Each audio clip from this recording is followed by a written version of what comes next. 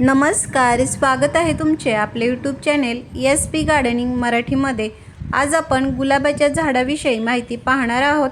आपल्या बागेत कुंडीमध्ये लावलेल्या गुलाबाच्या झाडाची चांगली वाढ होऊन त्याच्यावरती भरगच्च अशा कळ्या आणि फुले येण्यासाठी याला वेळोवेळी खते देणे हे आवश्यक असते, कारण गुलाब हे एक हेवी फीडर प्लांट आहे आणि जेव्हा आपण हे कुंडीमध्ये झाड लावतो तेव्हा तर त्याला दर 8 ते 10 दिवसातून अदलून बदलून वेगवेगळी खते देणे हे आवश्यक असते, कारण कुंडीमध्ये लावलेल्या या झाडाला आपण दिलेल्या खताच्या माध्यमातूनच ही पोषक तत्वे मिळत असतात। गुलाबाच्या झाडाच्या वाढीसाठी आणि भरपूर फुले येण्यासाठी आपल्या घरामध्ये जी चहा पावडर, कांद्याच्या साली, केळीच्या साली, ताक यासारख्या ज्या वस्तू आहेत त्याचा तुम्ही वापर केला तरी देखील खूप चांगला असा हा फायदा होतो। आपल्या घरातीलच या वस्तूंचा वापर करून खत कसे तयार करायचे आणि खत तयार केल्यानंतर त्याचा वापर कसा व किती प्रमाणामध्ये करायचा, जेणेकरून आपल्या झाडाची वाढ चांगली होईल आणि झाडावरती भरपूर अशी फुले लागतील, याचे खूप सारे व्हिडिओ आपल्या चॅनेलवरती आहेत, तर ते तुम्ही नक्की पहा। तुम्हाला नक्कीच चांगला असा हा फायदा होईल। कुंडीत लावलेल्या गुलाबाच्या झाडाला भरपूर फुले येण्यासाठी खते देणे जसे आवश्यक असते तसेच या झाडाची छाटणी देखील करावी, कारण छाटणी केल्यामुळे झाडावरती खूप सारे नवीन फुटवे येतात, नवीन फांद्या तयार होतात। झाडावरती जेवढ्या जास्ती फांद्या तेवढ्याच त्या झाडावरती फुले देखील ही जास्त प्रमाणामध्ये ही लागत असतात।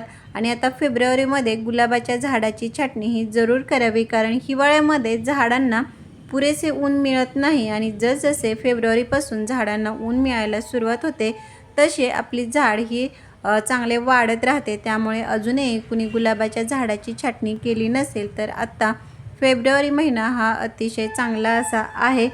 गुलाबाच्या झाडाची छाटणी केल्यानंतर जेव्हा त्याच्यावरती अशा प्रकारे नवीन फुटवे यायला सुरुवात होते तेव्हा मात्र झाडाची जास्त काळजी घेणे हे आवश्यक असते, कारण झाडावरती ही जी कोवळी पाने किंवा कोवळ्या फांद्या असतात त्याच्यावरती ॲफिड्स म्हणजे जो मावा आहे, ही कीड ही जास्त प्रमाणामध्ये आपल्याला पाहायला मिळते। ही जर कीड लागली तर आपल्या झाडाची जी पाने आहेत ती वाकणे, मुरडणे, त्याचबरोबर झाडाची वाढ ही कमी होते आणि आपल्याला झाडावरती जे मृतकोम म्हणजेच डेड शूट हे आपल्याला जास्त हे पाहायला मिळतात। अशा प्रकारची जर झाडावरती समस्या निर्माण झाली तर मात्र आपल्या झाडावरती फुलेही लागणार नाहीत। गुलाबाच्या झाडावरती कीड लागू नये, झाडाची वाढ ही चांगली व्हावी यासाठी आपण आज शॅम्पूसोबत अजून एका वस्तूचा वापर करून गुलाबाच्या झाडासाठी हा वापर करणार आहोत। तर ती वस्तू कोणती, त्यांचा वापर हा कसा आणि किती प्रमाणामध्ये करायचा हे आपण या व्हिडिओमध्ये पाहणार आहोतच, पण गुलाबाच्या झाडाची काळजी कशी घ्यायची, त्यासाठी कोणती कामे करायची या सगळ्याविषयीची माहिती देखील पाहणार आहोत। तर त्यासाठी व्हिडिओ कुठेही स्किप न करता शेवटपर्यंत नक्की पहा आणि जर तुम्ही आपल्या चॅनेलवरती नवीन असाल तर व्हिडिओला लाईक व चॅनेलला सबस्क्राईब करायला मात्र अजिबात विसरू नका। गुलाबाच्या झाडाची चांगली वाढ होऊन त्याच्यावरती भरगच्च अशा कळ्या आणि फुले लागण्यासाठी, झाडावरती कीड लागू नये यासाठी झाडाला योग्य प्रमाणामध्ये पोषक तत्वे मिळणे जसे आवश्यक असते तसेच गुलाबाच्या झाडाला सूर्यप्रकाश आणि पाणी या दोन्ही गोष्टी देखील योग्य प्रमाणामध्ये मिळणे हे आवश्यक आहे।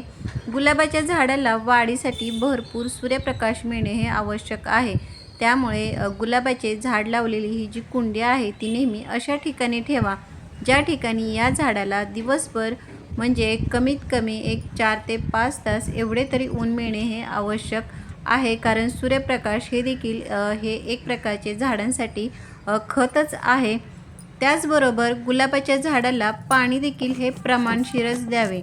झाडाला जर पाणी कमी मिळाले तर झाड जसे सुकते त्याचप्रमाणे गुलाबाच्या झाडाला जर आपण जास्ती पाणी दिले तर ते जास्तीचे पाणी शोषण्याची क्षमता झाडांच्या मुळामध्ये नसल्यामुळे आपल्या झाडांच्या ज्या मुळ्या आहेत त्या सडतात, खराब होतात आणि आपले झाड देखील हे हळूहळू खराब होत असते। त्यामुळे गुलाबाच्या झाडाला पाणी देताना हे नेहमी कुंडीतील माती हे चेक करूनच द्यावे, म्हणजे कुंडीतील माती ही वरच्या बाजूची 1 ते 1.5 इंच ही कोरडी होईल तेव्हाच या झाडाला पाणी द्यायचे आहे, म्हणजेच कुंडीतील मातीमध्ये थोडा ओलावा राहील इतपत या झाडाला पाणी मिळाले म्हणजे आपले हे गुलाबाचे झाड हे चांगले वाढते।